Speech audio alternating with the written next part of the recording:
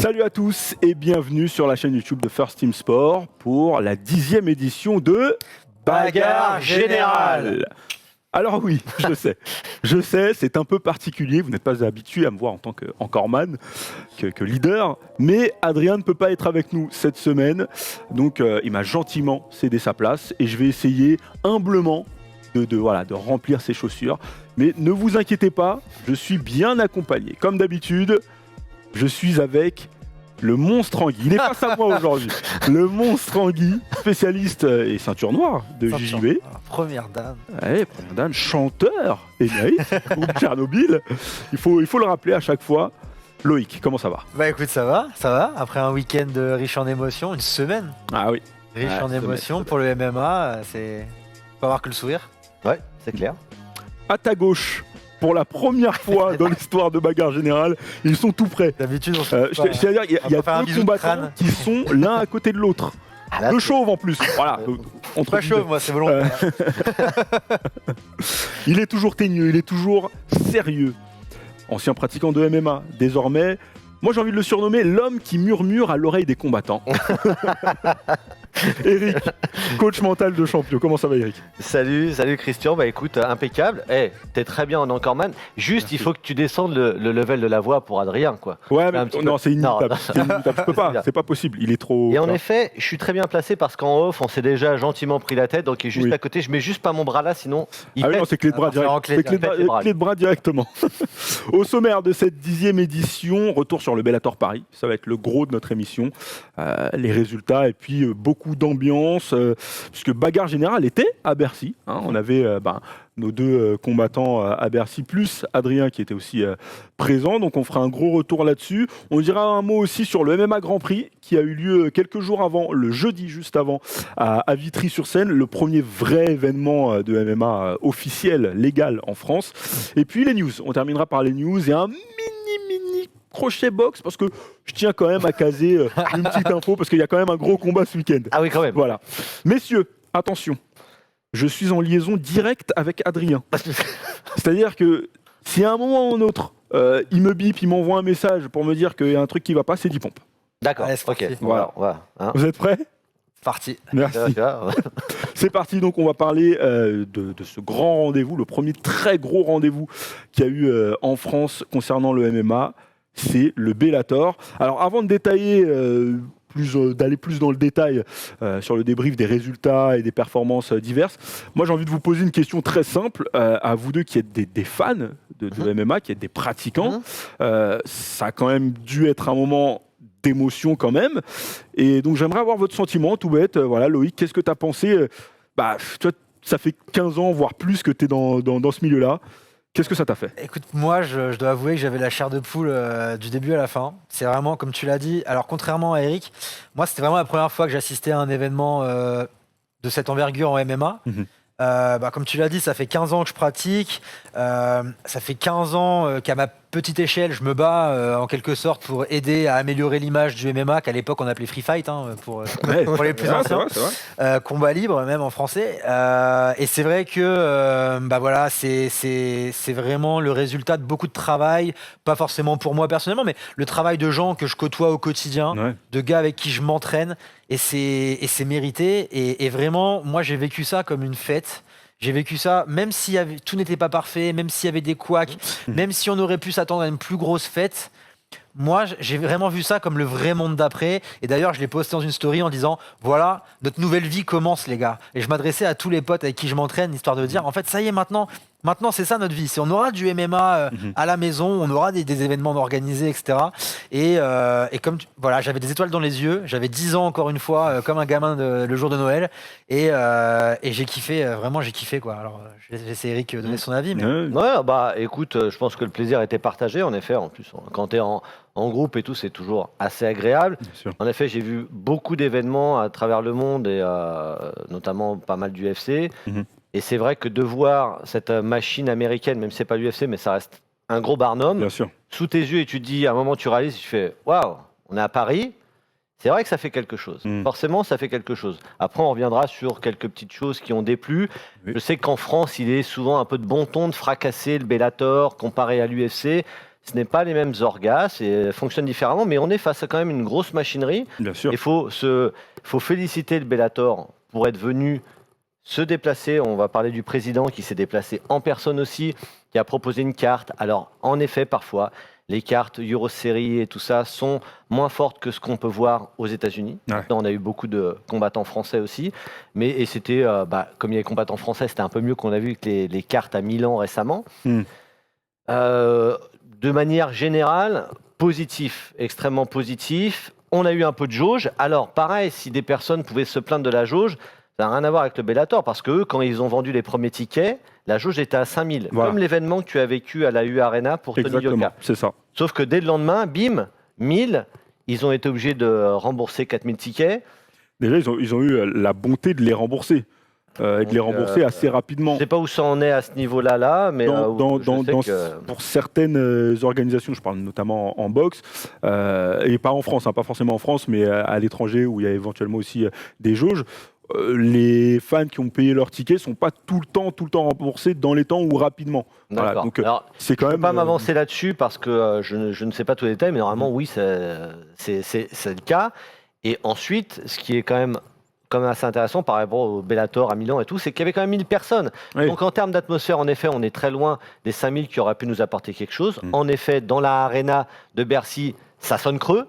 Pendant les combats, tu parles un peu trop fort, tout le monde t'entend, en gros, tu vois, donc c'est très très particulier. Très drôle parfois même. Oui, c'était extrêmement drôle, parce que il faut pas mélanger le côté un petit peu, t'es là pour bagarre générale, et puis t'as le côté un petit peu fan pour les Français, c'est toujours un petit peu particulier. Mais je dois dire que dans l'ensemble, quand même, ouais, t'es content de voir ça dans une grande salle et de te dire, bon, c'est là, c'est chez nous. On parlera après du MMA Grand Prix qui était là en premier, mais si on doit parler d'organisations majeures qui comptent mondialement, ils étaient là. Et petite mention avant de te laisser reprendre la parole, du fait que c'était descendu à 1000, ils ont mis l'événement gratuit sur YouTube. Le 248 et l'Euroseries 10, complètement. D'habitude, il laisse que des prélims. Donc ça, c'était aussi un geste envers tous ceux qui ne pouvaient pas se rendre à l'événement. Il l'avait dit dès la conférence de presse que pour eux, le fait d'être à Paris, le fait de maintenir l'événement malgré la jauge, et tous les problèmes qu'ils ont pu avoir, ils n'étaient pas là pour faire de l'argent. Ils étaient là pour marquer l'histoire, pour dire on s'est battu avec la ministre depuis des mois pour que le MMA soit finalement légalisé. C'était pas pour partir sans être venu. Donc vraiment, et le fait de le diffuser gratuitement sur YouTube, parce que moi j'avais tous mes potes qui me répondaient à mes stories, etc. Et c'était suivi. Et c'était pas seulement suivi par les fans de MMA. J'étais agréablement surpris de voir que même des amis à moi qui, hommes et femmes d'ailleurs, ça a vraiment rassemblé tout le monde, le regardaient parce qu'il y avait ce côté historique, l'histoire de dire en fait je veux le regarder parce que je suis en train d'assister à un truc que dont je pourrais parler à l'avenir, quoi. Donc c'est vrai que c'est vraiment félicitations à eux. Et je rebondis juste sur le côté un peu parfois très chiant des normes sanitaires qui ont pu avoir eu lieu sur l'événement. Le Bellator nous l'a dit. En tout cas, c'est vrai que ça n'a pas été dit au public, et parfois le public ou les combattants en ont voulu au Bellator. Mais en fait, les responsables d'un point de vue contractuel et assurance sanitaire de l'événement, c'était l'accord Hôtel Arena. Donc le moindre souci sanitaire qui pouvait avoir lieu, le moindre malade, le moindre combattant qui pas annulé alors qu'il était malade ou quoi que ce soit, c'était l'accord Hôtel Arena qui prenait et qui finissait au tribunal. Donc c'est pour ça que j'ai pu lire sur certaines pages Facebook d'autres médias, notamment Boxmag, j'avais vu des commentaires de combattants qui disaient qu'ils avaient été très maltraités, etc. Je ne veux pas prendre la défense parce que je ne sais pas qui les a maltraités, mais en l'occurrence, nous on nous a dit que ceux qui étaient les plus stricts d'un point de vue sanitaire, c'était pas le Bellator, mais bien l'accord Hôtel Arena, parce que la responsabilité leur incombait. Je crois qu'en termes de quoi, qu'on en reparlera un petit peu tout à l'heure avec la boxe et le Bellator. Ne me pointez pas du doigt comme ça, là, je vous trouve très. Non, mais regarde, c'est une main. Attention à vous, attention à vous, messieurs. Non, mais plus globalement, cet événement, moi, à mon sens, c'est le témoignage du Bellator de l'importance de la France sur la carte mondiale, sur l'échiquier mondial du MMA. C'est-à-dire que forcer à ce point-là, parce qu'ils n'étaient pas obligés de forcer pour faire un événement, accepter le rabais de la jauge, etc. Ils auraient pu se dire, bon les gars, on vous paye ce qu'on vous doit pour la location de la salle, et on fait notre truc autre part où ce sera plus simple. mais ils sont restés et ils ont fait le truc jusqu'au bout en mettant une carte, c'est vrai, très pro-française, hein, et c'est logique. Et je trouve que c'est un vrai témoignage de leur part. Alors, ce rendez-vous à Paris, il était scindé en 2 événements distincts dans la même soirée. Il y avait d'un côté le Bellator European Series, 10e édition, si je ne me trompe pas. Ouais, c'est ça. Et le Bellator 248. Par lequel on a commencé dans la soirée. Ouais. Exactement. Mais moi, parce que je ne fais pas les choses comme tout le monde, j'ai envie de commencer par les European Series. Voilà. Ok. C'est surtout parce qu'il y a eu beaucoup de combattants français sur les European Series et que je pense que, encore une fois, les tricolores se sont montrés à leur avantage et que ça peut être plutôt bénéfique pour l'avenir. Alors, dans la catégorie, en carte préliminaire, dans la catégorie des lightweight, on a Yves Landu qui a battu Terry Brazier. KO premier round. Et quel KO, messieurs! Incroyable. Un flying knee. Ouais. Franchement, lunaire, incroyable, solaire. Il n'y a pas d'autres adjectifs en fait pour qualifier cette action-là. C'est un KO immense, quoi. C'est la plus belle récompense qu'on pouvait offrir à ce combattant qui est littéralement là depuis des années, qui a combattu en pancrace, qui a combattu en jiu-jitsu, qui a combattu en grappling. Il a tout fait. Ouais. Il a tout fait. Alors, pour la petite histoire, Yves Landu, c'est un breakdancer à la base. Ce qui est très, très intéressant, c'est que c'est très propre à la France. En France, il y a énormément de combattants, surtout en grappling et en pancrace et MMA, qui viennent du breakdance. Me demandez pas pourquoi, j'en ai aucune idée. Mais c'est vrai que c'est assez incroyable d'avoir ce roster qui... Je sais que c'est très, très bon, en fait. Ouais, j'imagine que pour les appuis, etc. Et c'est vrai que j'étais vraiment content de voir que déjà Yves était sur la carte parce que c'est une belle récompense pour lui après tant de travail.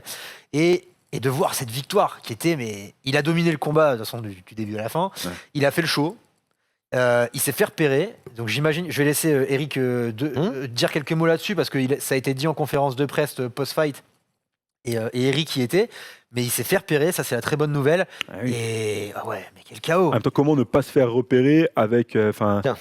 c'était la photo, elle dit tout. On voit pas le genou qui arrive. On le voit commencer à arriver quand même sur la pointe. C'est le deuxième qui va faire mal. Il a fait une feinte de premier genou. En fait, il faut aussi mettre en perspective avec l'adversaire. Parce que pour le coup, Terry Brazier, c'est pas une chaîne. Moi, je l'avais vu à l'époque combattre quand il avait pris la ceinture en welter contre Alex Lehoré au Bama.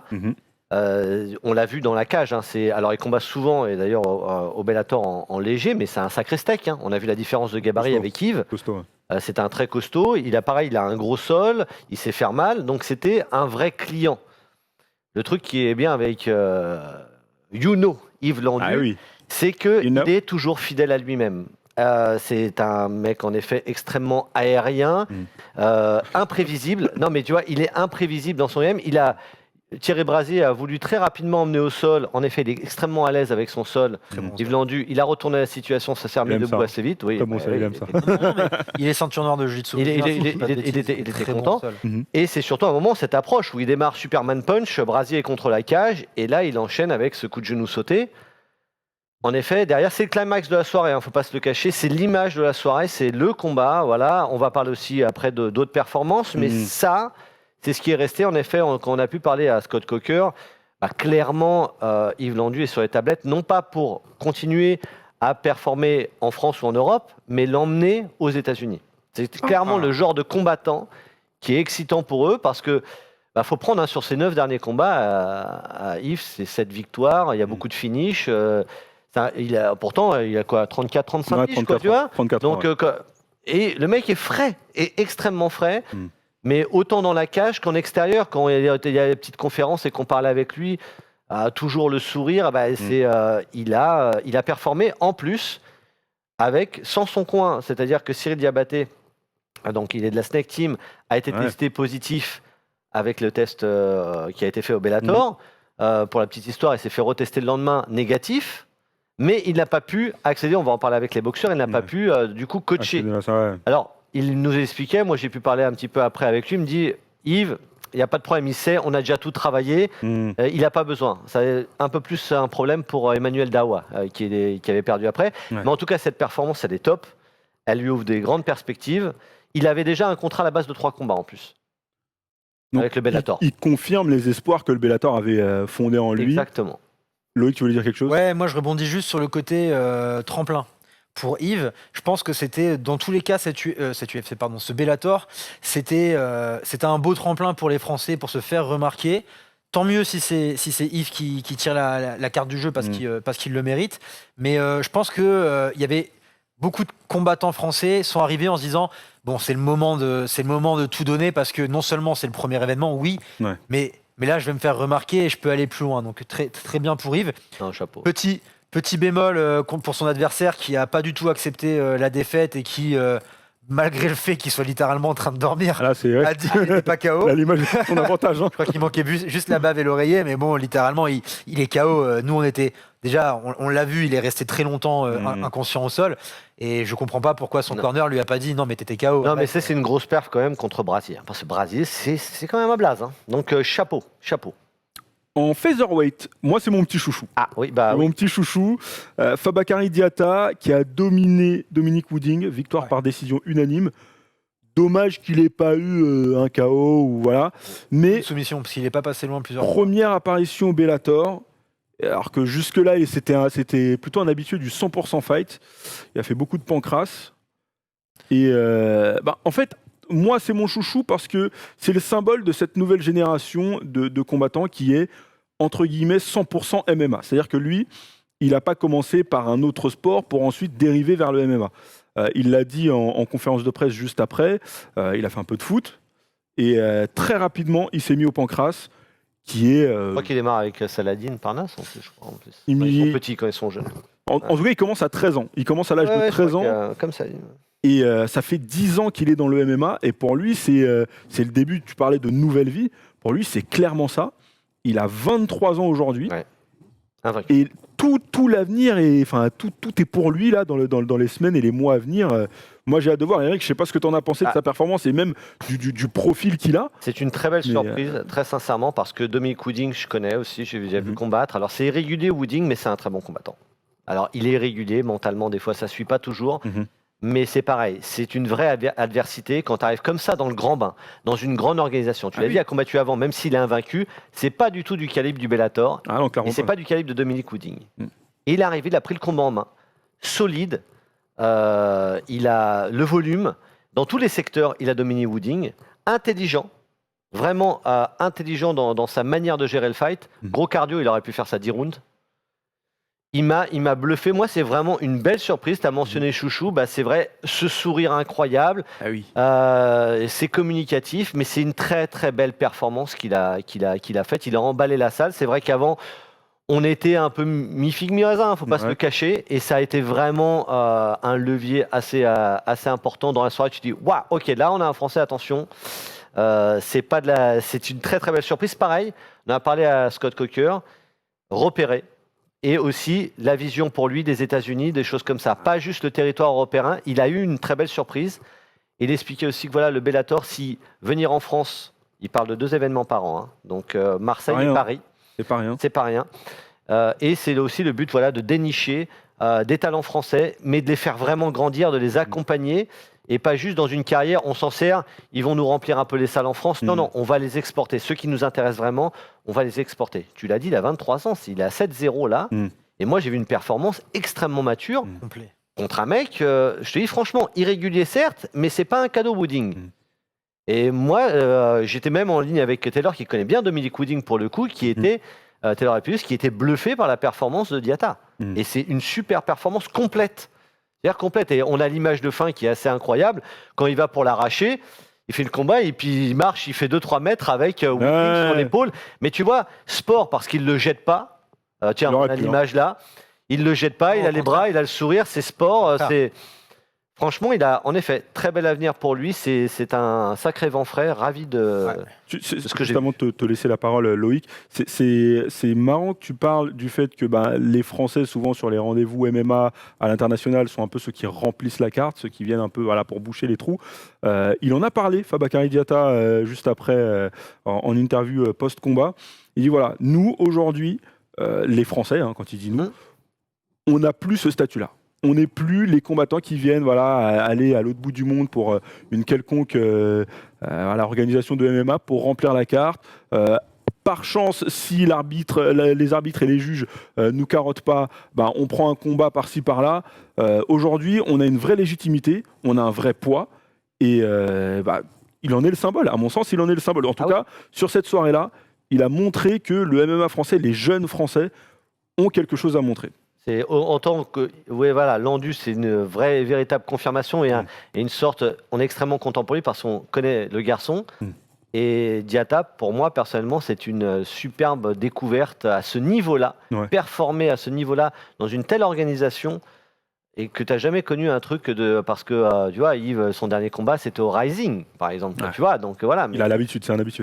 Là, franchement, j'ai pas les mots parce que c'était une bouffée de chaleur. Putain, il a tout compris. Il est complet.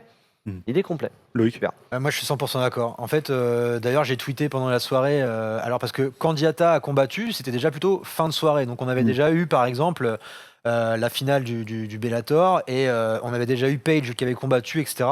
À la fin du combat de Diatta, j'ai tweeté le plus beau combat de la soirée jusqu'à présent. Landu n'avait pas encore combattu. C'est la perf Landu et Diatta, c'est 3 rounds complets, quoi. Exactement. Et moi, j'ai trouvé incroyable. Je le connaissais pas. J'ai été bluffé par maturité. Il était complet, maturité du combattant. Donc vraiment félicitations à lui. C'est aussi je trouve que c'est aussi un joli message qui est envoyé parce que Diatta fait partie de la Hatch Team. C'est pour ça aussi qu'il combattait au 100% fight parce qu'il combat, il s'entraîne et il combat du coup pour Hatch. Hatch était dans son corner et c'est important. Je trouve que c'est aussi, on parlait de Yves, c'est cool pour lui d'avoir cette consécration. C'est bien aussi aujourd'hui pour Hatch d'avoir un peu cette mise en lumière pour tout le travail qu'il a fait pendant des années et des années, voire des décennies pour le MMA. De le voir aujourd'hui briller en tant que coach, je trouve que c'est une belle récompense. Je ne sais pas s'il va réussir à tirer son épingle du jeu dans l'organisation d'événements, ça va être très dur parce que lui, il aura encore l'étiquette 100% fight, Pancras, donc j'espère pour lui qu'il y arrivera. Mais en tout cas, ça reste une belle consécration pour sa salle qui commence à vraiment peser dans le game. Et pour lui en tant que coach, parce que c'est un gars qui est là depuis toujours dans le MMA. Moi, depuis que j'ai commencé le MMA, Hatch était déjà tout en haut. Et c'est une belle consécration, encore une fois, pour le MMA français. Et ce qu'on a longtemps appelé le MMA à la française, le Pancras, parce que Diatta vient de là. Et Diatta a scoré en Pancras. Et aujourd'hui, qu'on lui rajoute les frappes au sol, on voit le résultat, c'est merveilleux, vraiment.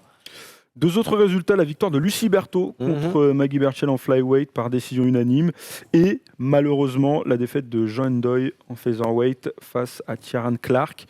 Un petit mot sur les sur les deux sur le combat féminin, c'est pas le plus grand fight de la soirée, on va pas se le cacher. Lucie Berthaud a fait ce qu'il fallait en mettant un petit peu d'action dans le fight, à arracher tout ça.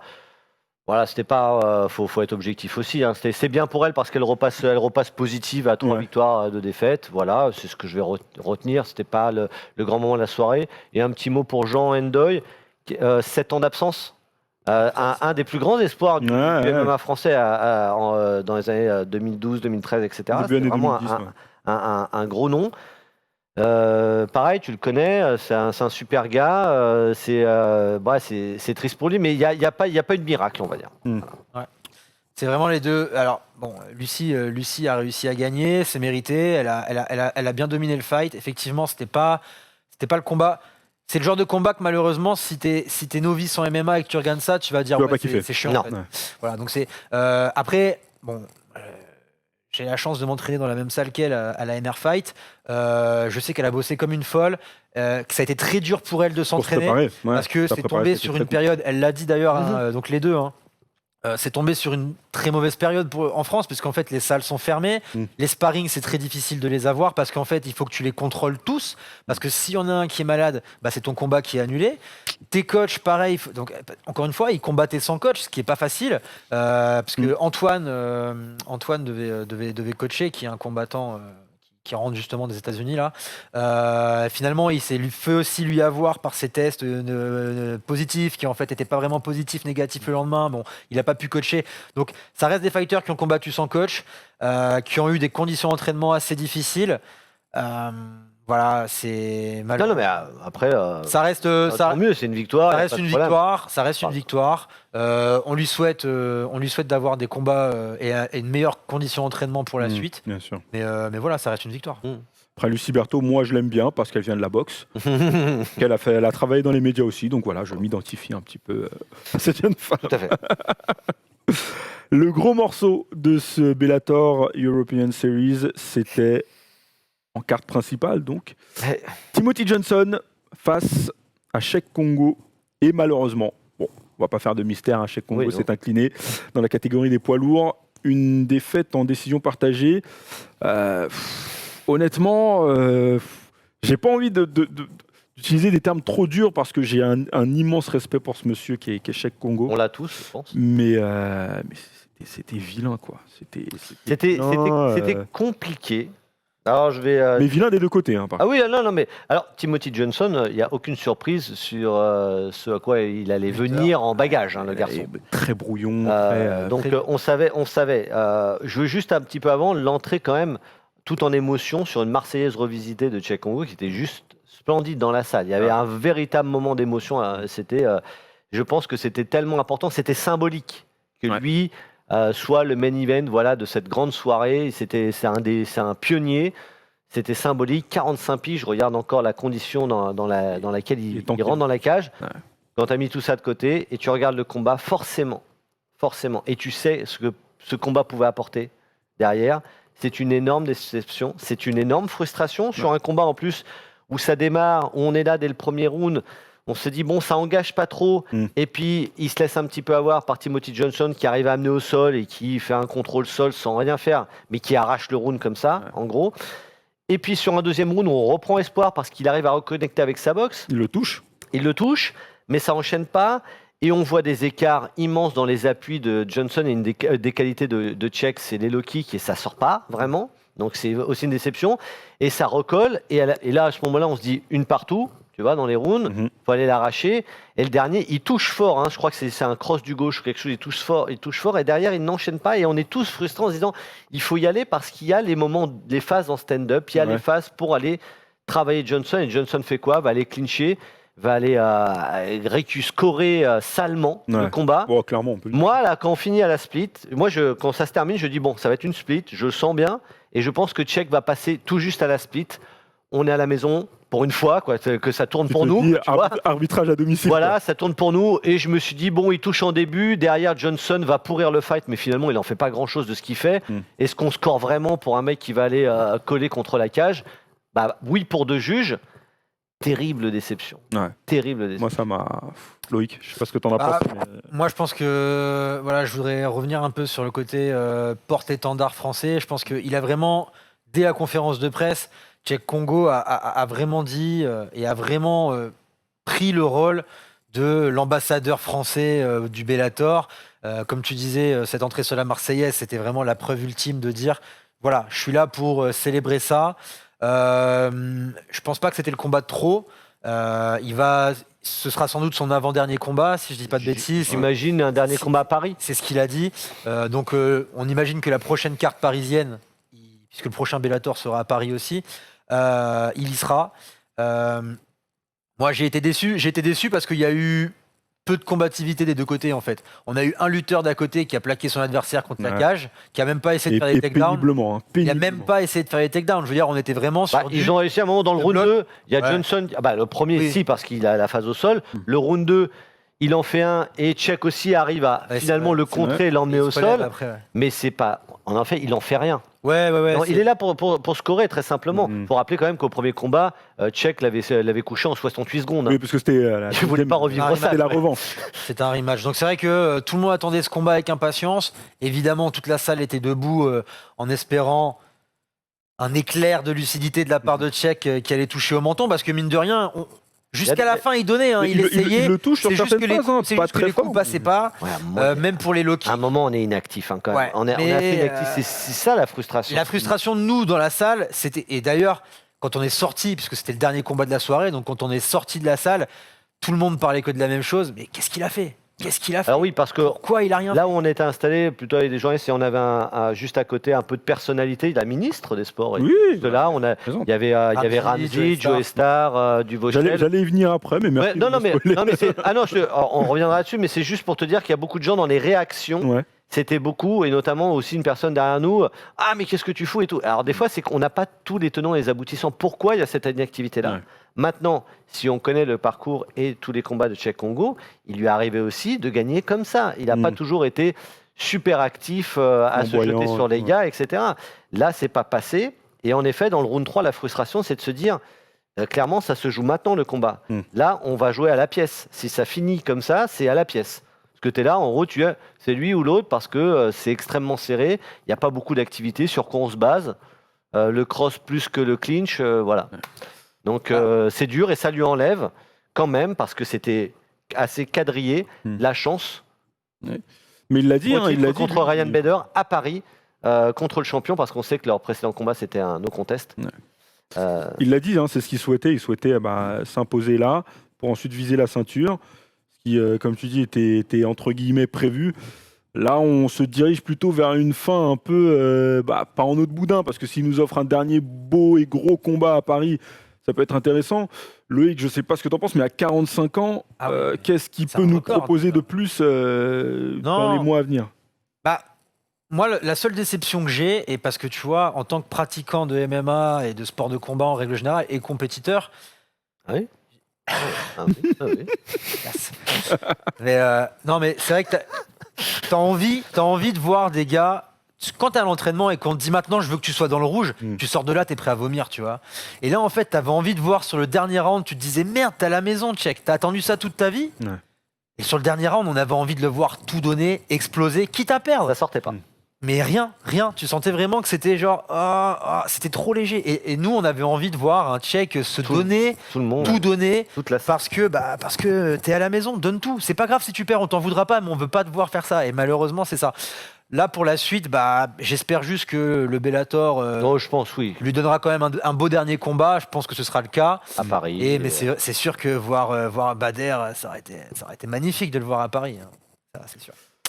Deuxième événement dans l'événement donc de ce rendez-vous Bellator. Bellator 248. Alors quelques résultats rapidement. En flyweight, la victoire de Mats Burnell par TKO au premier round face à Darko Banovic. Alan Omer aussi, TKO au premier round contre Ryan Scope. Je dis bien, Scope. Ouais. Oliver Enkamp a dominé Emmanuel Dawa chez les welterweight. Ouais. Dominé, non, c'est pas. Bien sûr, mais c'est un petit coup de tristesse pour Emmanuel Dawa, parce que quand même, il avait un contrat, un single shot, un fight au contrat Bellator.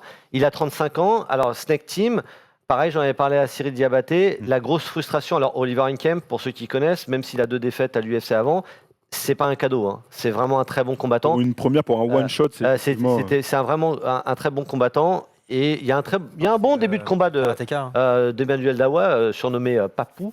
Papou Lélé. Et Cyril expliquait en fait qu'il y a des combattants comme Yves Landu qui peuvent être assez à l'aise sans le coin parce que tout est prêt. Et Emmanuel Dawa, il avait besoin de son coin, notamment pour les phases sol, etc. Ouais. Et on l'a senti vraiment dans le combat perdu. C'est la sensation que ça a donné. Après, Oliver Enkamp, si on suit le MMA, on ne tombe pas des nues sur ce qu'il sait faire, mais on l'a senti perdu. Et quand tu apprends que il avait un contrat, un combat, c'est dur. T'as le cœur qui pince un petit peu. Mais il n'y avait pas photo sur le combat. Très belle Japanese necktie d'ailleurs.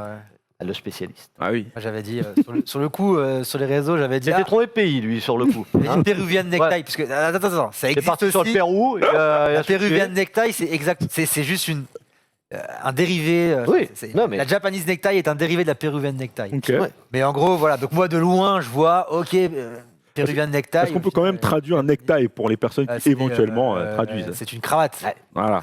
Donc un étranglement. C'est un étranglement très violent. Vous avez vraiment la sensation de vous faire décapiter, quoi. C'est super bien placé, ça à ce niveau-là, il y a pas de. Mais c'est vrai que on a eu cette sensation, qu'il était débordé au sol. Ouais. Et malheureusement, en parlant avec Eric et Adrien le jour de l'événement, moi j'ai cette sensation que en France, le sol est est pas assez mis en avant pour les fighters, et souvent c'est quelque chose qu'ils vont préparer avant d'aller faire un combat, mais ils le mettent pas sur un même piédestal que la lutte ou la boxe thaï. Et malheureusement, ça s'est ressenti sur pas mal de combats de Français récemment, oui. Au Bellator. Non, mais même récemment sur les autres orgas et tout, Cage et tout ça, on a souffert de la lutte. Bon. Et le main event. Oui. Michael Venom Page qui s'est imposé via décision unanime face à Ross Houston dans une confrontation 100% britannique. Donc main event de ce Bellator 248. Pareil, moi très honnêtement les gars, ce main event, alors oui je sais que c'est Paris, c'était très bel événement et tout, mais bouillie quoi. Bouillie, j'ai été convaincu par aucun des deux mecs. Alors oui, Page s'impose logiquement, mais pas gros spectacle quoi, pas flamboyant que ça. Hein. Bon, je trouve. Non, pas donné à Houston quand même. Mais non, je vais pas donner à Houston. Il n'y avait pas un monstre. Il n'y a pas un écart. Combat, il n'y a pas un débordé quoi. Je veux dire. C'est le risque avec Michael Page. C'est soit c'est foudroyant, c'est flashy, parce qu'on avait quand même la chance sur cette carte-là d'avoir un tel nom, qui est une des plus grosses stars du Bellator, et ils nous l'ont mis à Paris. C'est un nom énorme. Donc quand même, en règle générale. Oui, et c'est quand même un blaze qui insupporte, ou tu l'adores ou tu le détestes. Voilà, ça c'est quand même un super athlète et un très bon combattant, quoi qu'il arrive. Non mais la taille. Non mais de ce mec, beaucoup remettent ça en cause. Techniquement, non, on peut pas remettre en cause le garçon. Mais et l'opposition, je la trouve intéressante contre Ross Houston, qui était invaincu, qui arrivait comme champion welter du Cage Warrior. Donc c'était assez intéressant. Il pouvait y avoir quelque chose avec le sol, justement, ce qu'il a essayé, Ross Houston, parce que debout, il avait clairement aucune chance. Maintenant, un Page à l'économie, sans imagination, avec un Ross Houston cramé dès le round 2, et un Page qui finalement se dit, écoute, je ne l'ai pas ce soir, parce qu'on a été lui parler, on a eu une petite interview avec Adrien pendant quasiment 10 minutes avec lui, très intéressante. Justement, il a parlé de ce combat-là. Et ça sortait pas, en gros. Et dans le round 3, il s'est dit, écoute, je prends pas de risque. Je vais pas prendre de risque de faire le show, de me faire clipper sur quelque chose. Je suis pas dedans. Et en effet, quand il est pas dedans, le problème Page avec son style, quand il est pas dedans, c'est horrible à voir. Faut pas se le cacher, on va pas se mentir. Donc, c'est une toute petite victoire pour Michael Page qui a frustré le public. Mention, alors nous, on s'est un peu frité, comme on aime bien, gentiment, parce que des gens commencent à siffler et je supporte pas ça, que des gens sifflent des combattants.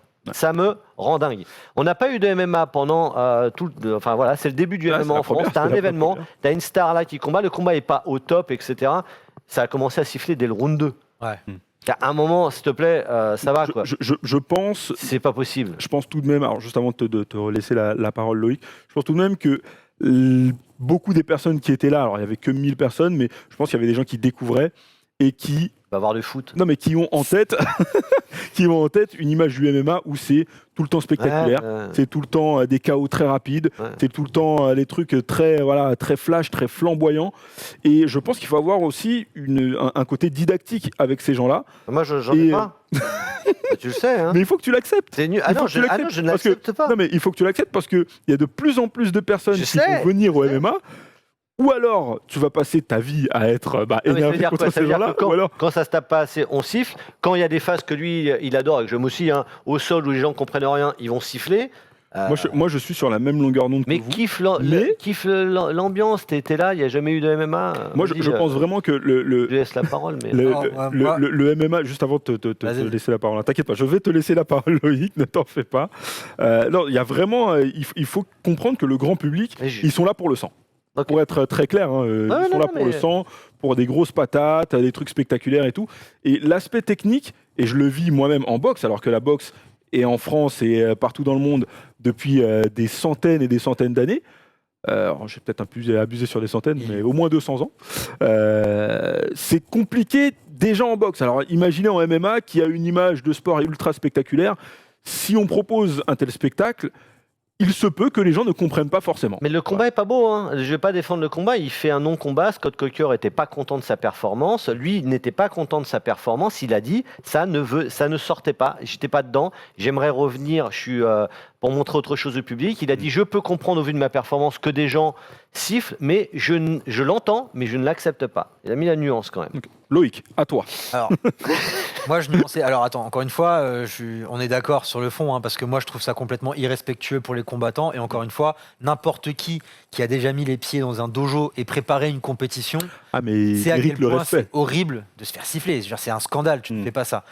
Moi, je pondérais un peu par rapport à l'avis d'Eric, parce que mon avis c'était quoi? C'était de dire que bon, déjà c'est du sport business, donc ça reste du business, ça reste du show. Oui. Et en fait, dans un sens, si tu acceptes les règles d'être payé très cher pour faire du spectacle, tu acceptes les règles aussi que le public qui paye pour te voir, s'il n'est pas content, il te siffle. C'est ça. Ça, c'est un fait. Même si d'un point de vue sportif, c'est nul, d'un point de vue business, c'est ce qui te nourrit.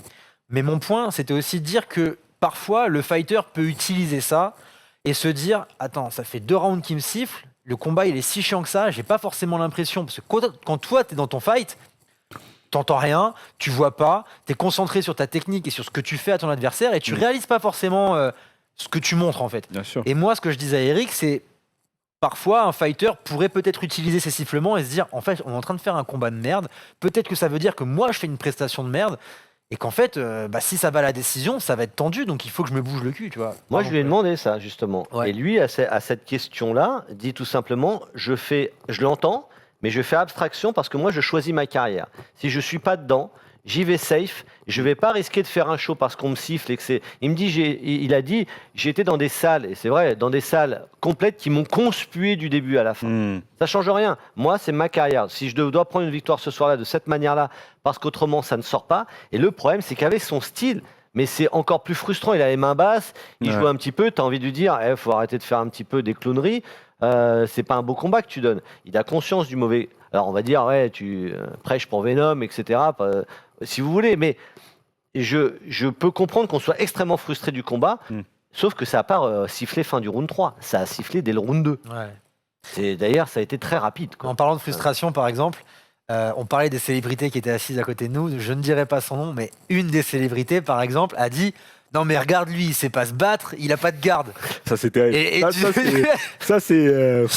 C'est dur à entendre. Je dirais pas qui c'était, mais bon, ceux qui suivent les quelques noms qu'on a cités savent qu'il y en a au moins un qui pratique, donc c'est pas lui. C'est pas du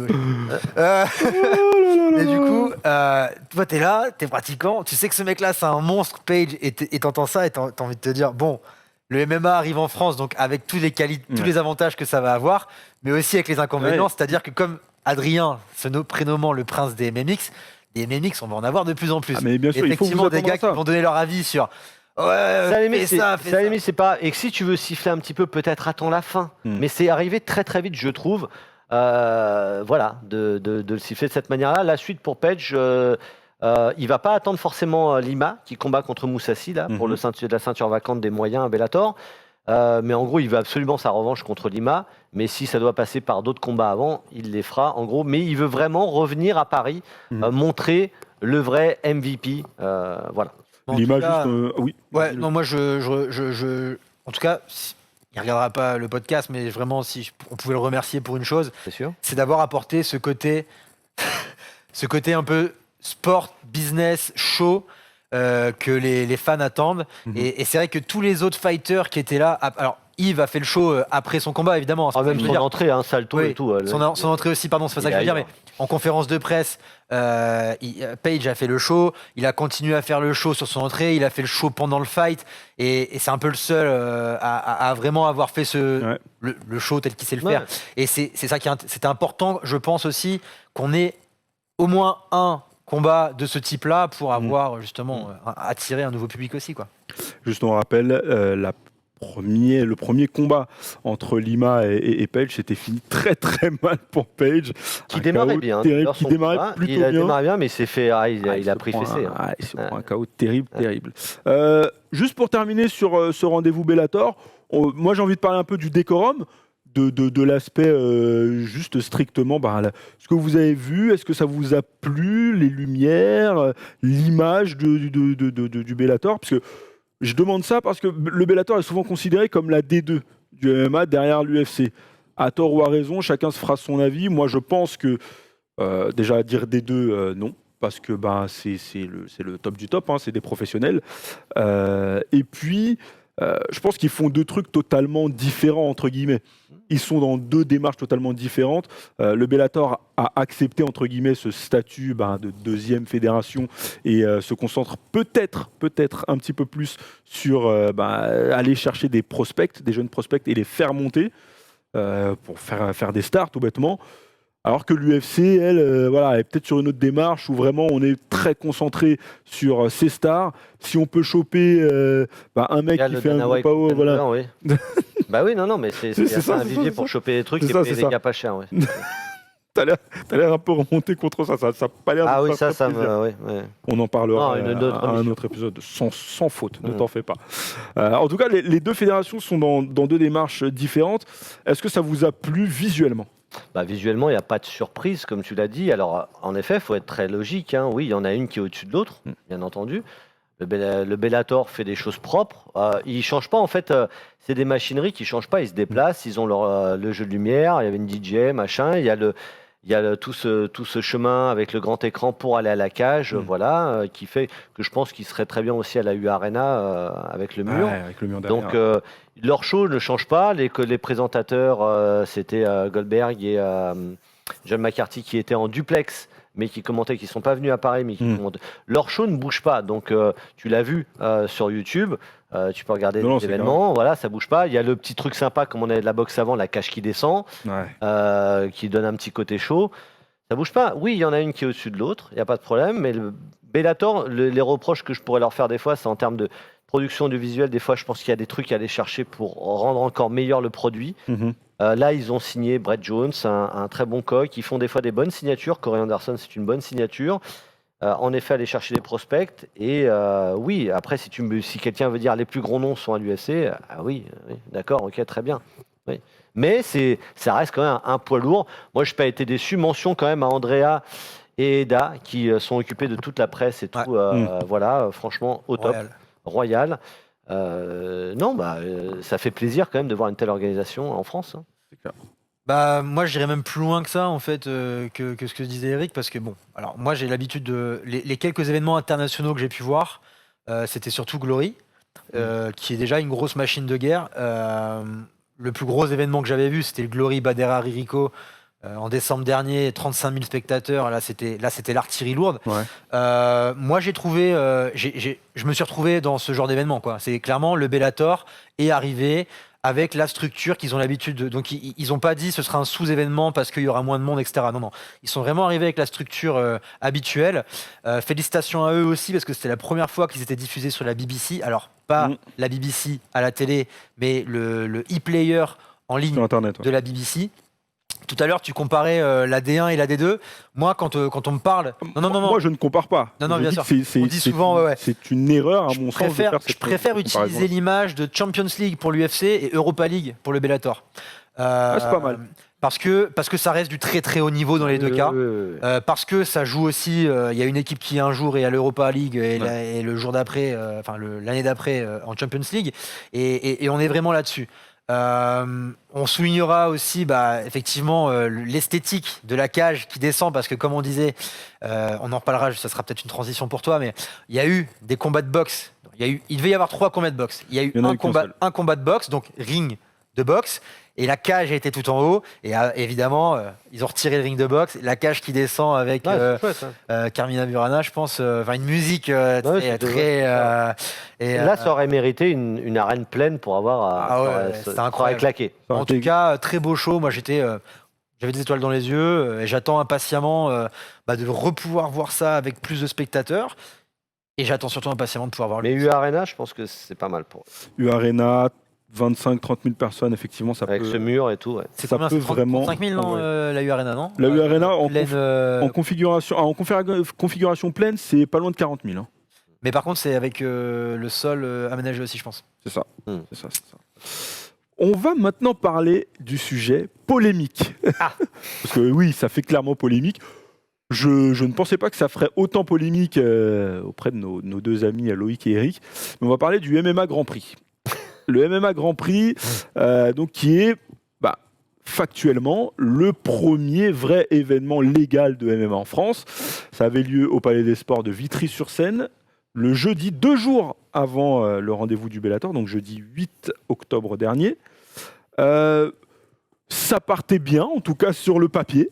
Il y avait la présence de la ministre aussi. C'était un bon petit bain de foule. Exactement.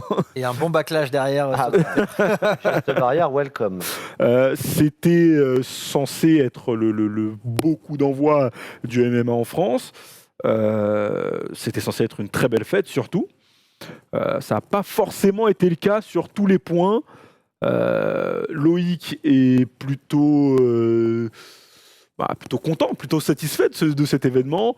Eric, beaucoup moins. Voilà. Je mets des bémols, mais je suis quand même satisfait. Bah non, en plus tu les connais, donc autant. Non, mais justement, je voudrais pas qu'on dise que parce que je les connais. Non, je sais, tu es objectif. Ça va. Je suis pas objectif. Non, si, vas-y. Juste pour refaire un peu de décorum autour de cet événement-là. Contrairement à Bercy, qui sonnait peut-être un petit peu creux. L'ambiance à Vitry, c'était quand même assez chaud. Il y avait pas mal de monde. Positif, hein, ça, c'est un point plutôt positif. Ouais, ça, c'était bien. Voilà, c'était diffusé par l'UFC Fight Pass quand même. Et on sait à quel point l'UFC est regardante de ce qu'elle diffuse sur son pass. Dana White a bien kiffé ça parce qu'il a mis un petit tacle indirect au Bellator en disant voilà, le premier événement français, c'est sur Fight Pass et c'est le MMA Grand Prix. En attendant, c'est pas l'UFC qui est venu faire le premier événement majeur. Alors que c'était censé être ça. Ça fait des années. Moi, j'avais eu des discussions avec des officiels, mais il y a peut-être 5-6 ans, etc. Vraiment, ils me disaient tous les ans, on essaye d'avoir Bercy et tout. On sera là les premiers dès que c'est ouvert. Bon, non, c'est pas eux. Quoi qu'il arrive. Je sais pas ce que vous en pensez, mais j'ai pas spécialement envie de revenir en détail sur tous les combats. Non, il y a des performances. Il y a des belles performances. On va revenir sur certaines performances. Mais j'ai envie de reprendre chronologiquement la soirée, comment elle s'est déroulée. Et le premier couac, entre guillemets, c'est l'imbroglio autour des tests Covid avec les combats de boxe qui devaient avoir lieu. Non, tu fais les combats de boxe, c'est le Bellator, mon ami. Alors il y a eu aussi, il y a eu normalement il y a eu un combat de boxe aussi. Oui, il y a eu un combat de boxe. Moi j'étais sur l'imbroglio que je connais bien, c'est le gros imbroglio qu'il y a eu avec le Bellator et les boxeurs testés positifs. Je sais pas si tu veux qu'on en dise un petit mot aussi ou. On peut éventuellement en dire un mot. Très vite fait, avec en effet des tests positifs, obligés de sortir immédiatement de l'hôtel, de rentrer. Les gars après se retestent quand ils descendent à Marseille, finalement ils sont négatifs, peuvent pas revenir. Dans le combat, quand ils vont, je crois que c'est Suras, quand il va récupérer ses affaires, vestiaire fermé, il peut pas prendre de douche, on lui demande de partir, on lui met ses affaires dans un sac poubelle, enfin ça se passe très mal. Version aussi Fédération Française de Boxe, sauf que quand même, pour la petite chose, normalement il y avait un accord entre la Fédération Française de Boxe et le Bellator, pour que le Bellator soit officiellement les premiers en France. Je crois même qu'il y a eu de l'argent qui a été donné et que dans le deal, c'était OK, mais en amont, vous nous mettez des 3 combats de boxe en amont des galas Bellator. C'est ça. Accord passé, sauf que l'accord, il a volé très facilement 2 jours avant. Il y a le MMA Grand Prix, Bellator furieux de tout ça. Et les Américains, business... business, ils rigolent pas. Vous savez bien ce que c'est. Donc derrière, ils se sont malheureusement aussi vengés sur les sportifs. Et moi, c'est ce que je regrette tout le temps. Après, s'il y a eu des choses pas très droites de la part de la Fédération Française de Boxe, malheureusement, c'est leurs fighters qui ont payé les pots cassés de tout ça. Mais on a beaucoup entendu justement la version de la Fédération Française de Boxe. On n'a pas beaucoup entendu le fait qu'il y ait eu apparemment cet accord avant. Ils s'en expliqueront certainement. De toute façon, si le Bellator. Je crois que le Bellator parle éventuellement de poursuites. Voilà, si le Bellator engage des poursuites, ils seront forcés de s'en expliquer. En tout cas, ça a été soirée parfois laborieux à Vitry-sur-Seine. Plusieurs couacs notamment sur tout bêtement la cage. Voilà, une heure de retard du coup. Loïc, qui toi a un avis plutôt positif sur l'événement, mine de rien. Non, mais je suis d'accord. Événement MMA où la cage c'est pas carré pour le coup. Moi, ma question, c'est en l'occurrence, c'est pas l'organisateur. Enfin, je veux dire, l'entité qui doit valider si la cage est bien ou pas, c'est la fédération. Et si la fédération, elle n'a pas fait son taf de validation en amont, Ce qui est dommage, c'est qu'au final, c'est le spectateur qui paye les pots cassés. C'est à la fédération. Alors, c'est un couac, c'est le premier. J'imagine que vaut mieux que ça arrive sur le premier et que comme ça, ils ont noté leurs erreurs. Mais je veux dire, s'il y a bien quelque chose à quoi sert la fédération, c'est ça, c'est de valider que tout est OK. Évidemment, tu le fais en amont, tu le fais pas une demi-heure avant l'événement. Ah bah non, la cage elle est pas bonne, il faut que voilà. Donc ça c'est encore une fois. Ça a créé quand même un peu plus d'une heure de retard. Ça a créé des problèmes avec la diffusion avec Fight Pass. Du coup, après dans la soirée, parce que ça a été à un moment un problème aussi. On a eu un combat par exemple qui s'est arrêté round 2 de Kevin Fall qui s'est arrêté. On a déclaré match nul round 2. Même les gars. Les commentateurs comprenaient pas ce qui se passait, la foule comprenait pas. Finalement, un des deux speakers annonce maintenant les combats vont être en 2 rounds. Clameur dans la salle. Et puis finalement, comme le combat d'après est un peu plus rapide, non, les combats seront en 3 rounds. Ça, c'est vrai que de ce côté-là, oui, il fallait rentrer dans la case de Fight Pass, sinon Fight Pass, ils n'ont pas de pitié. Hein. Ils arrêtent, oui, bien sûr. C'est pour leur défense. Ils coupent. Effectivement, ces demandes-là, elles viennent pas de l'organisation. L'organisation, si on ne demandait qu'à eux, ils seraient restés sur le système de 3 rounds, etc. Bien sûr. On sait que, alors, ce qu'il faut savoir, c'est que quand, je l'avais déjà expliqué dans une autre émission, mais quand tu enregistres pour le Fight Pass, tu as quelqu'un du Fight Pass au téléphone avec toi en permanence qui te dicte absolument tout ce que tu dois faire.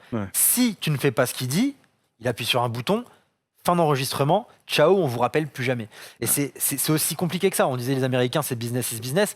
Et c'est ça. Donc, l'avantage d'être sur l'UFC Fight Pass, c'est qu'effectivement, Dana White a posté MMA GP. Il a posté, mais est-ce qu'il a regardé C'est pas sûr. Je pense pas. Mais toujours est-il que, encore une fois, c'est indépendant de la volonté des organisateurs cette problématique. Voilà, c'est mon point. Moi, pourquoi est-ce que j'ai trouvé que, mine de rien, malgré ça, on est sur du très positif. J'ai trouvé que visuellement, ça avait de la gueule.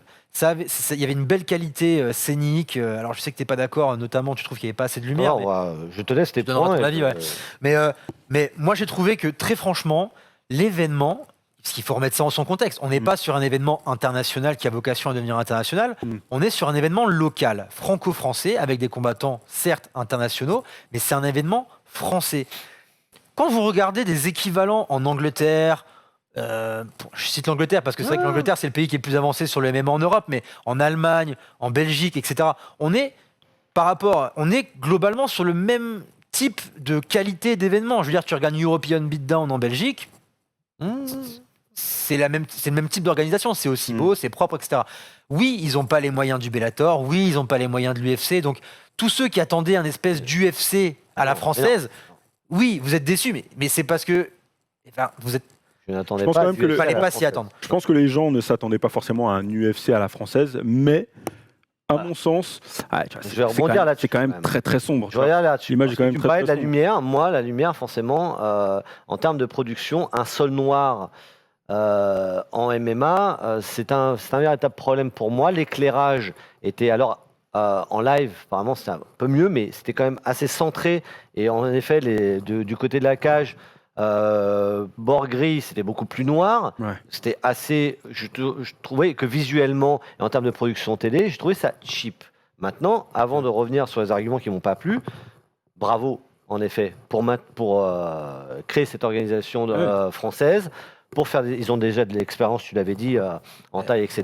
Mais bravo pour ça. Bravo pour les combattants français. Ça, je vais pas cracher dans la soupe du tout. Là où je mets mon bémol, c'est parce qu'ils ont voulu rusher pour absolument être avant le Bellator. Ils ont voulu faire la course. Et donc, quand tu rushes comme ça, tu as un peu plus de couac.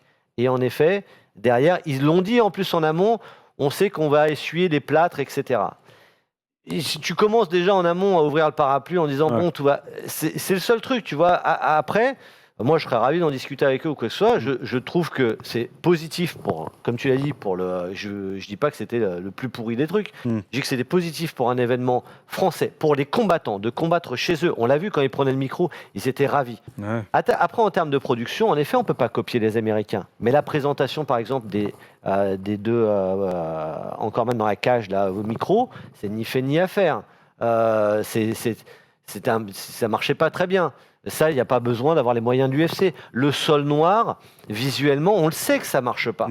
Il y en a d'autres qui ont essayé, ça ne fonctionne pas. Un sol blanc, oui, avec les sponsors ou ce que tu veux, voilà. Après, moi, dans les points positifs, en effet, la salle, l'ambiance, d'avoir des combattants. En termes de sportifs, tu vois, le Bellator, on a eu du bien et du moyen-moyennasse. Là, c'est pareil, il y avait des fois des oppositions où, justement, je vais en profiter pour embrayer sur les résultats. Vous m'arrêtez quand vous voulez évoquer un petit résultat. Michael Lebou qui bat Joao Bonfim par soumission au premier round. Ça vous va? Ça vous évoque rien? Si, ça évoque quand même. C'est là pour le coup, il est en main event. C'est un des plus grands noms du MMA français. C'est un pionnier. Il a fait les plus grandes orgas aussi comme l'UFC. C'est une belle reconnaissance pour lui. On voyait qu'il était heureux de combattre là. En effet, je pense qu'il y a eu une bonne adversité pour lui aussi pour qu'il brille, mais parce je crois qu'il est quand même sous contrat avec le Ares, donc il a peut-être fait une petite pige comme ça. C'est super pour lui. Il était là le lendemain d'ailleurs au Bellator. Il place une très belle soumission et là je vais laisser l'expert parler. Mais il fait un très bon combat. C'est le main event. C'est un nom ravi pour lui. Il n'y a pas grand-chose à dire de plus. Et puis c'était cool aussi que le MMA Grand Prix puisse caler en main event un nom français qui sonne. Pour revenir sur la soumission, c'est un très beau crucifix, comme je l'avais déjà dit, c'est l'enfer. On avait parlé lors du combat, c'est Burns qui avait perdu, le petit frère Burns qui avait perdu comme ça. Donc là, on est sur un crucifix. L'avantage du crucifix, c'est que vu que vous bloquez les deux bras de l'adversaire, vous avez un bras à vous qui est 100% disponible pour soit frapper l'adversaire. Vous avez aussi généralement les coups de coude qui font très mal dans les oreilles et au niveau des joues si vous arrivez à les atteindre. Et vous avez aussi la possibilité d'étrangler si vous y arrivez. Et là, je m'y attendais pas, mais il est parti sur une espèce de Kimura, une omoplata inversée, pardon. Ouais. J'avoue que j'étais pas prêt. Je m'attendais pas à ça. Je pensais qu'il allait le finir avec des coups de coude. Et un bel omoplata inversé, c'était... Non, et puis il a dominé son sujet, quoi. Donc ravi pour lui. On peut pas... Là, il faut être positif. On va évoquer rapidement les autres résultats parce qu'il faut qu'on passe aux news MMA. Laetitia Blo s'est imposée aussi face à Silvia Nascimento. Premier combat MMA quand même pour la judoka, championne de judo. C'est vrai. Donc voilà. Après, faible opposition, mais elle a fait le taf. C'était son premier combat MMA. Très beau combat. Donc je sais pas pour elle. Alioune Nahaye, c'est la bonne prononciation, qui bat David Moura par KO au troisième round. Alors là, par contre, le combat de la soirée. Clairement, le combat de la soirée, il faut quand même dire un petit mot là-dessus parce que Action Fighter... Un mot rapide alors. Action Fighter, il a tout envoyé, il a pris des risques parce que des fois, solide menton, parce qu'il a pris des contres, il fallait envoyer, jusqu'à la fin, il a poussé, il a été la chercher dans la troisième, complet, gros cardio, gros fun. Le combat, là pour le coup, lui à un moment... T'avais des combats avant, il est arrivé, puis t'as mis le truc où là tu t'es dit ok, franchement il a mis le feu, très très beau, très très belle performance. Bel arrêt de l'arbitre, je souligne Axel, tu regardes l'émission. Il se mange cross gauche, il part faire de haut, il en met une et puis arrêt de l'arbitre. Non, très très beau combat. J'ai beaucoup aimé ce combat-là. Karim Gadji bat Wallace Felipe par soumission au deuxième round. Match nul entre Kevin Fall et Nicolas Di Franco, le fameux combat qui s'est arrêté au deuxième. Voilà. Pierre Rouvière a battu Ben Zakar par TKO au deuxième round. Ouais, coup de pied retourné, c'était son premier combat MMA. Un petit mot aussi, juste vite fait pour Gadji, parce qu'il est quand même un gars que tu connais, du Glory, etc., qui a une belle soumission. Ça aussi, c'était un combat fun. C'est vrai que j'ai dit qu'on démarre à l'une, mais juste avant, c'est vrai que Gadji, lui, c'est peut-être lui qui a... Il a fait monter un peu la sauce. Ouais, c'est le troisième combat, voilà, c'est le troisième, de mémoire, c'est le troisième combat qui fait vraiment monter. Si tu te connectes tout de suite, c'est dans mes points négatifs, si tu te connectes tout de suite, tu connais pas l'événement, tu regardes les deux premiers fights, je suis pas sûr que tu vois les autres derrière, parce que l'aspect scénique, etc., plus le niveau des premiers combats. Après, je défonce rien. Moi, je suis ravi que ça existe. Il faut être objectif quand il y a des points. Et puis l'arrivée du MMA en France va pas se faire en un jour. Il faut que les organisateurs progressent, essuient les plâtres comme ils ont dit. Après, voilà, forcément quand il y a des choses qui ne vont pas forcément, visuellement, je pense qu'il y a du taf. On passe aux news. On n'a pas beaucoup de très bonnes nouvelles. Je suis désolé, j'ai pas beaucoup de très bonnes nouvelles pour vous. La première, on va parler d'Alan Baudot. À l'UFC Fight Night 179, TKO, premier round, défaite face à Tom Aspinali. C'est terrible. Aspinal, pardon. Pourquoi j'ai mis Aspinali? C'est de friandise. C'est un gros coup dur parce que je ne sais pas si vous avez vu passer cette vidéo de quand il apprend À l'aéroport. qu'il a son combat. Là, il est à l'aéroport et qu'il apprend qu'il a son combat à l'UFC et qu'il est heureux comme tout. C'est magnifique. On a envie d'être avec lui, on a envie de le suivre et qui s'incline comme ça, c'est très très dur. J'ai envie de dire, malheureusement, il y avait un peu mission impossible. Il tombe premier combat à l'UFC. Il est quasiment dans le. Alors c'est pas comme main event, mais il était quand même. Il était sur la main card. Il démarre la main card. Il était sur la main card, donc il était tout en haut, Deuxième combat de la ou troisième combat de la fight card. C'est jamais très bon et c'est une information qui est importante. C'était la cote la plus élevée de tout l'événement. C'est-à-dire que les paris, la cote était gigantesque sur Alan. Ouais. Et ça, c'est jamais bon signe. Il est face à un combattant qui est déjà en place et qui est solide. C'est son premier combat à l'UFC, il a le stress, c'est un short notice de chez short, parce qu'à la base, on rappelle, il y allait pour accompagner... Ah oui. Ils y vont, il fait la même chose que Damien Lapius a fait, c'est qu'ils y vont pour corner et s'il y a quelque chose qui tombe, ils ont fait tous les examens médicaux, ils sont prêts. C'est des beaux paris, hein. Ouais. Moi je trouve. Ça a payé. Les deux ont payé. Mais encore une fois, j'espère vraiment que l'UFC lui en tiendra pas rigueur parce que moi j'ai peur pour lui. Il n'y a vraiment aucune condition favorable à ce qu'il gagne à part un coup de chance. La seule chose pour connaître un petit peu Alan, et ça m'a fait vraiment mal au cœur, parce qu'en plus c'est un super gars. C'est un super gars. Quand tu vois la vidéo, il est touché. C'est un super gars. C'est un combattant action fighter, etc. Et là, le problème, c'est que quand tu as une non-performance comme ça, alors tu te fais rouler dessus peu de secondes et tout ça, même si tu signes le contrat UFC, c'est pas sûr qu'ils te reconduisent derrière.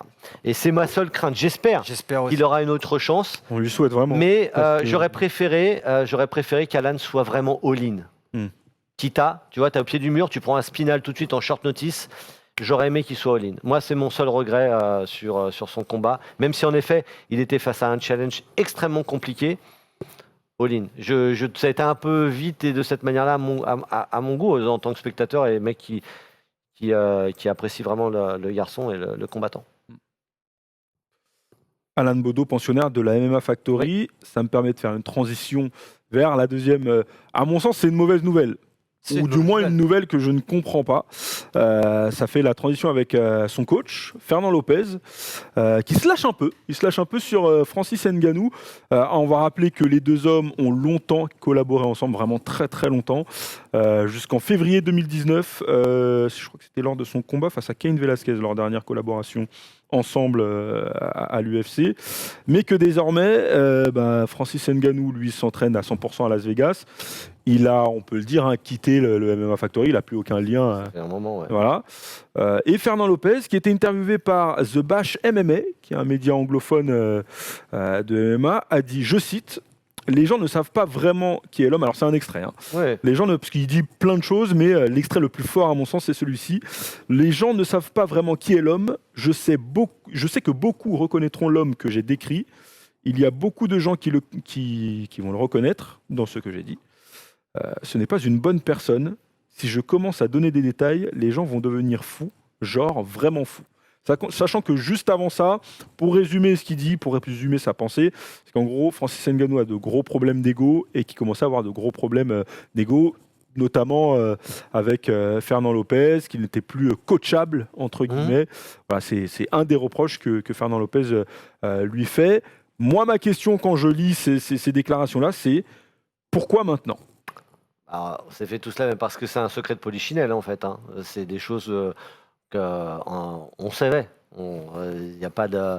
Je sais qu'après le combat contre Stipe, en effet, même si ça avait été modéré, on savait tous que Francis n'avait pas forcément suivi le game plan qui était prévu à la base, etc. On a vu les réactions de Dana White sur l'ego de Francis. Et on savait en interne, voilà, ça sortait pas publiquement, mais c'est des choses qu'on savait. Après, en effet, tu parles de timing. Je le comprends pas non plus. C'est pourquoi, alors sur bashing, c'est parfait, ça bâche, on y va à fond.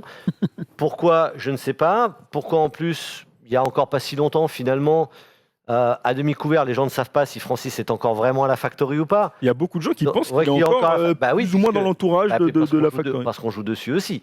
Donc forcément, quand ça sort, c'est vrai que ça fait bizarre. On se dit, ils viennent de se quitter. Non, tu l'as bien précisé, ça fait un moment qu'ils ne collaborent plus ensemble. On ne rentrera pas dans les détails, ça leur appartient. Mais c'est juste qu'en effet, en termes de timing, Pourquoi ? Parce que si il y avait le clash, ils se quittent, ils arrêtent de bosser maintenant, ils balancent tout, ok. Mais c'est genre d'ego date de Stipe, la défaite contre Stipe. Ouais. Donc ça arrive maintenant.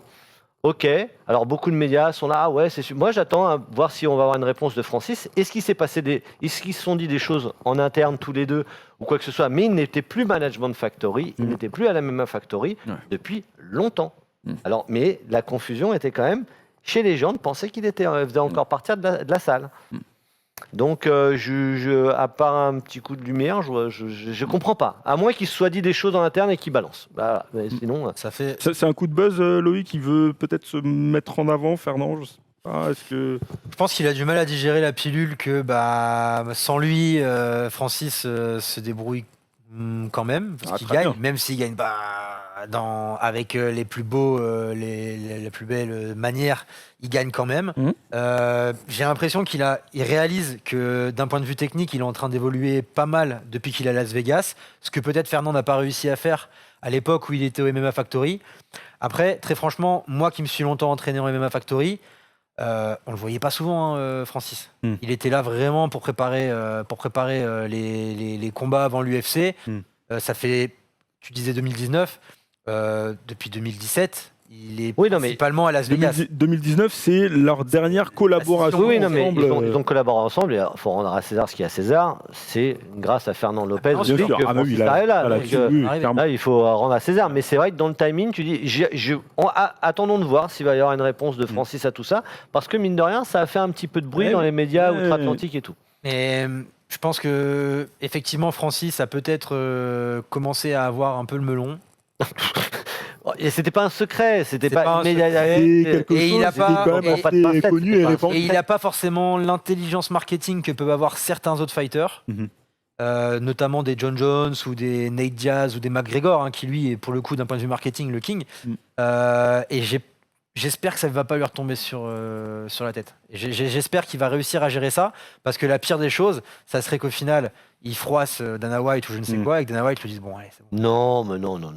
A priori, c'est pas dans les plans. Pour le moment, on est d'accord. Mauvaise nouvelle encore pour un autre pensionnaire de la MMA Factory, Cyril Gane, qui devait combattre ce week-end sur la carte UFC Fight Island 6. Mais son adversaire, Ante Delija, il n'a pas pu se libérer d'un contrat, en fait. Il est sous contrat avec la PFL, et, qui est une autre fédération. Et donc, à cause de ce petit souci de contrat, il ne peut pas combattre ce week-end face à Cyril Gane. Et du coup, encore une fois, Cyril Gane ne peut pas combattre, ne peut pas progresser. Ça commence à devenir un vrai problème parce que c'est long. Alors, il y a eu les blessures. C'est fatigant. Mais là, c'est une question de, entre guillemets, paperasse. Annulation en 2020. Ça fait beaucoup. Il est poisseux, franchement. Là, c'est Abdorakimov, ça s'est annulé je ne sais pas combien de fois. Il y a eu un autre combat encore juste avant, c'est Pavlovich, je crois. Et puis là, Delija, à 3-4 jours.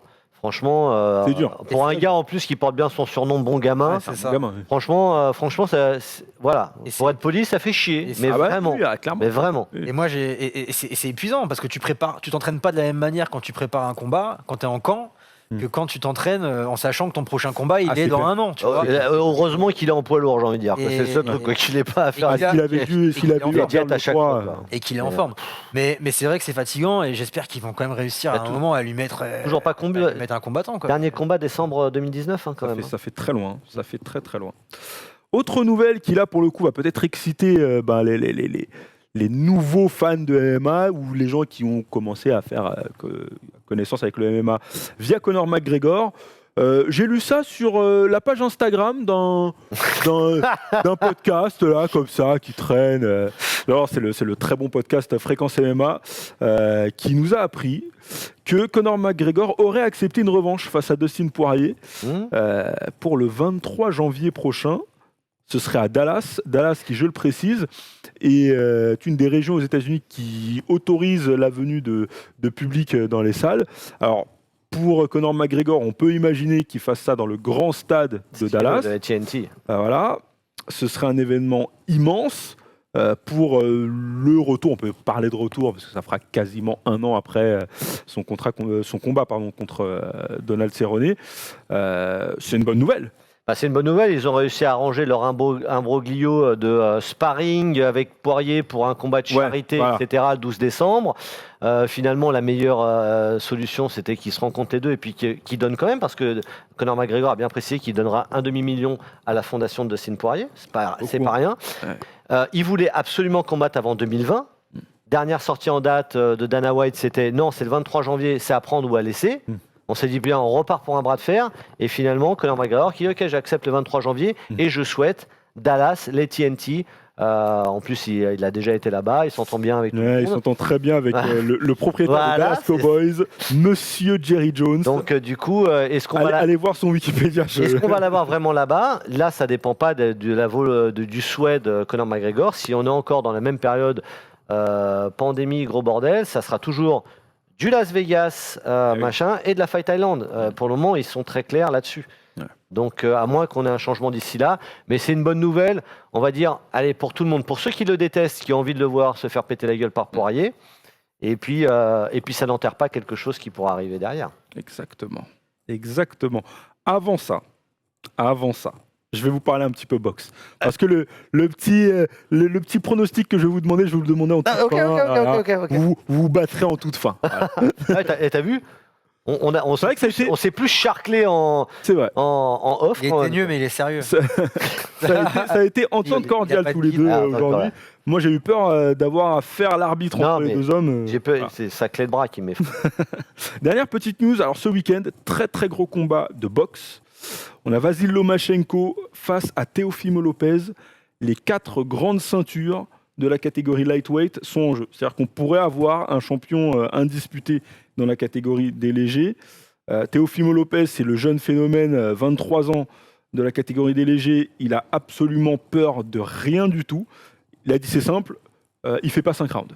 Okay. Vasyl Lomachenko fait pas 5 rounds. Voilà. Vasyl Lomachenko qui est pour beaucoup d'observateurs considéré comme le numéro 1 pound for pound.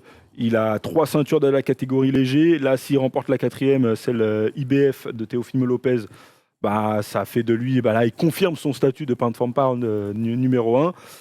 C'est un gros combat et ça sera fait à Las Vegas dans une espèce de bulle qui a été mise en place par la promotion Top Rank. Bob Arum, le classieux de Bob Arum, qui a promu notamment les deux messieurs qui sont derrière moi. Donc quelqu'un qui sait comment organiser les événements de boxe. C'est un rendez-vous à vraiment pas rater pour ceux qui sont fans et même ceux qui éventuellement découvrent un petit peu. Vasyl Lomachenko, vraiment, c'est un des plus beaux boxeurs en ce moment, toutes catégories confondues. Teofimo Lopez, c'est peut-être un peu plus le punch. Le punch il est aussi très technique, mais vu qu'il prévoit un combat en termes de timing, justement. En termes de timing, c'est pas trop tôt pour l'opposition pour Lopez. Écoute, Teofimo Lopez est champion. Oui, mais Teofimo Lopez est champion. C'est un autre level là en face. Si tu veux, il colle Vasyl Lomachenko depuis 1 an et demi. Donc ça fait 1 an et demi qu'ils veulent l'affronter. Et c'est pas des calls comme ça par hasard, juste pour faire le buzz. Il est très très sérieux là-dessus. Il estime que, pour tout vous raconter, Vasyl Lomachenko n'a que 15 combats professionnels. Il a fait une très longue carrière amateur. Il a 32 ans, mais il n'a que 15 combats en professionnel. Teofimo Lopez, il en a une 20aine. Il estime qu'il n'y a pas de raison pour que lui attende 2, 3, 4 ans, qu'éventuellement Lomachenko n'ait pas forcément toutes les ceintures, pour devenir champion indisputé. Et donc c'est pour ça qu'il a demandé ce défi-là. Il l'a demandé à son promoteur, Bob Arum, qui est aussi le promoteur de Vasyl Lomachenko. Donc ça facilite pas mal de choses. Un pronostic pour toi? Un pronostic, moi je pense que Lomachenko va s'imposer KO 9e. Avec le demande un pronostic, il te donne la vague. KO 9e, t'as la minute et puis. Non, KO 9e. Okay. C'est mon avis. D'accord, très bien. C'est mon avis. Très bien. Voilà. Et pour terminer, la bagarre. La vraie bagarre. UFC 254. On se reverra juste après ce rendez-vous-là. Oui. Le main event. Justin Gaethje, Khabib Nurmagomedov. 2 champions, un champion intérim et le vrai champion de la catégorie des légers. Ouais. Le choc de l'année à mon sens. Ouais. Je ne sais pas si d'ici la fin de l'année on verra mieux. Il en fait partie, oui.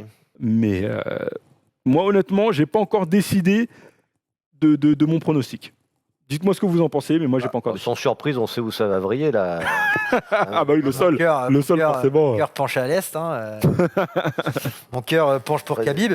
Après, je vais pondérer parce qu'il y a beaucoup de personnes qui oublient que Gaethje, c'est un excellent lutteur qui vient de la lutte, ses premiers amours.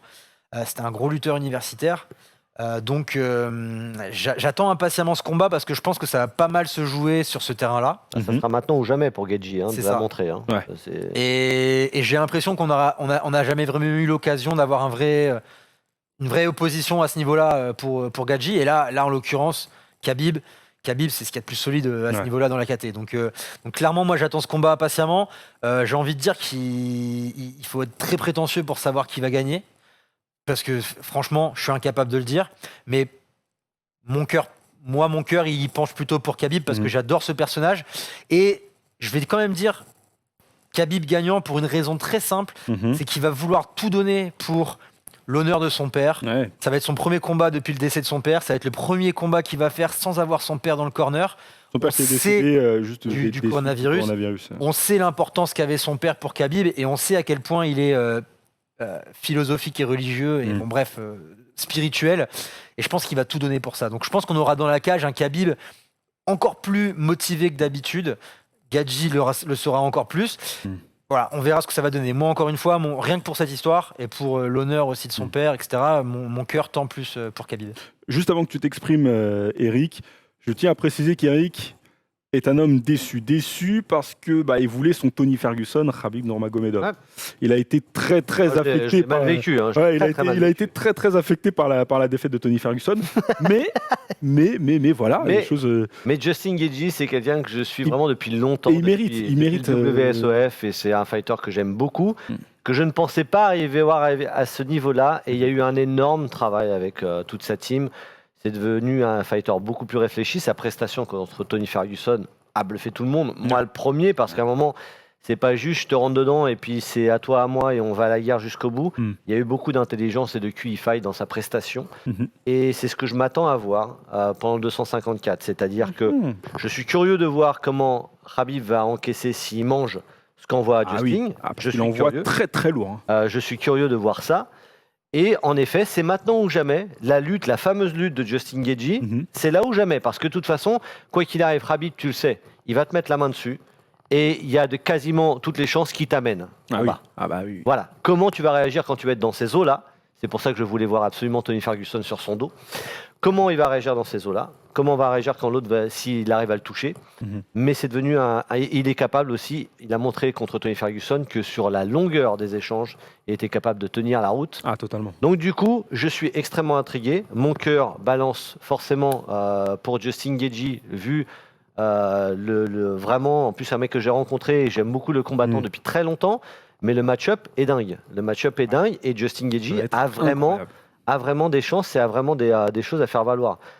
Et je pense que c'est vraiment important pour aussi Khabib ce combat-là, puisque en effet 28-0 et tout, c'est impressionnant. Moi, quand je déchiffre un peu plus toutes les oppositions, je suis content qu'il ait ce genre d'adversaire-là. Pour le coup, si Khabib arrive à mettre Justin Gaethje sur son CV, est-ce qu'on peut... Alors, on débriefera plus longuement après. Moi, non, mais... Toujours pas GOAT. Non. Très bien. Je note, il n'y a pas de souci, c'est noté. Mais très très grand, il n'y a rien à dire. Oui. Les fanboys diront GOAT, non. Il faut regarder qui t'a battu aussi. Alors, sans forcément être un fanboy, je pense qu'il faut tout de même reconnaître qu'il est dans la discussion. Je reconnais que c'est immense ce qu'il est en train d'accomplir. Je ne vais pas dire des conneries. Et s'il bat Justin Gaethje, il n'y a pas de problème. Maintenant, je pense qu'il y a du monde. Tu le mets dans la discussion ou pas? Non.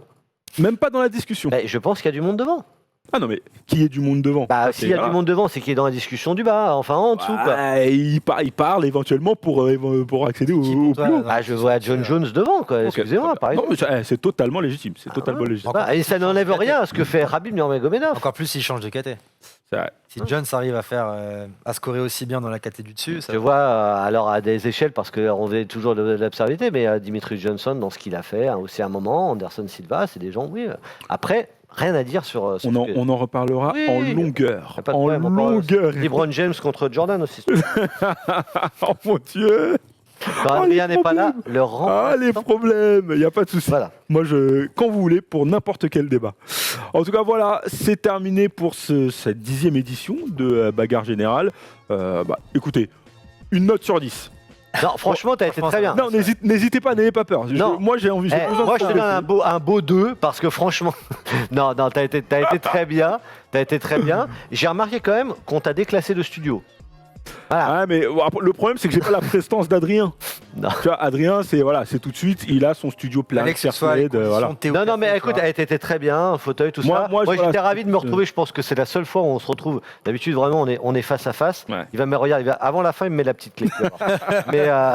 mais non, écoute. En off, si vous voulez. On était ravis qu'en effet. On a une pensée aussi pour Adrien, qui doit récupérer un petit peu la forme et tout ça. Donc on a une pensée pour lui.